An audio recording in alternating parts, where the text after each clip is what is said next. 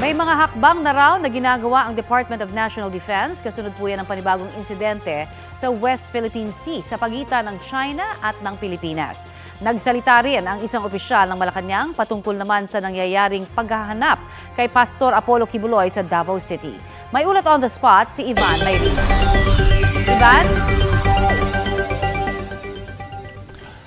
Yes, Connie, let the law take its course. Yan ang sinabi ni dating Chief Justice Lucas Bersamin at ngayong Executive Secretary tungkol sa mga banat na ang paghahain daw ng warrant of arrest laban kay Pastor Apollo Kibuloy ay politically motivated. Ang sabi ni Bersamin, may proseso daw dyan at kailangan lang hayaang gumulong ang proseso. Samantala, no comment naman si Bersamin nang matanong tungkol sa paghingi ng tawad ni VP Sara Duterte sa mga tagasunod ng Kingdom of Jesus Christ na hinikayat niyang iboto si Pangulong Marcos. Hindi nagpaunlak ng panayam ang mismong Pangulo matapos pangunahan ng paggunita sa National Heroes Day ngayong araw dito sa libingan ng mga bayani. Tukol naman sa pinakahuling insidente ng pambabangga at pang-water cannon at paggamit ng flare ng China laban sa Pilipinas, iginiit naman ni AFP Chief General Romeo Brawner na walang nagbabago sa utos ng Pangulo. Ang standing order anya, walang isusuko ang Pilipinas ni katiting na bahagi ng ating teritoryo. Magpapatuloy daw ang ating mga misyon at pananatilihin ng presence ng Pilipinas sa ating exclusive economic zone. Katunayan nitong Biyernes ay nagsagawa raw mismo si Brawner ng air patrol sa hilagang bahagi ng West Philippine Sea at tinasig ang flare ng mga eroplano.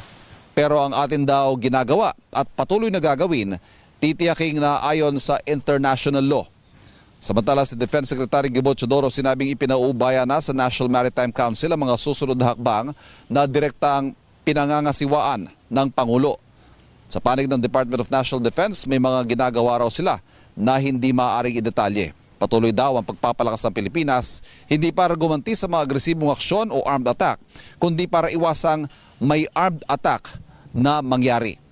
Samantala, balikan lamang natin ang paggunita sa National Heroes Day. Sinabi ng Pangulo na bukod sa paggunita sa kabayanihan ng mga nauna sa atin ng ating mga ninuno, ay kailangan ding ikilalanin ang kabayanihan ng pang-araw-araw na Pilipino at bantayan ang kalayaan na ating patuloy na tinatamasa hanggang ngayon.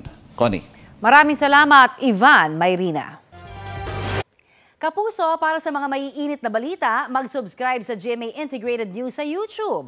Sa mga kapuso naman abroad, subaybayan nyo kami sa GMA Pinoy TV at sa www.gmanews.tv.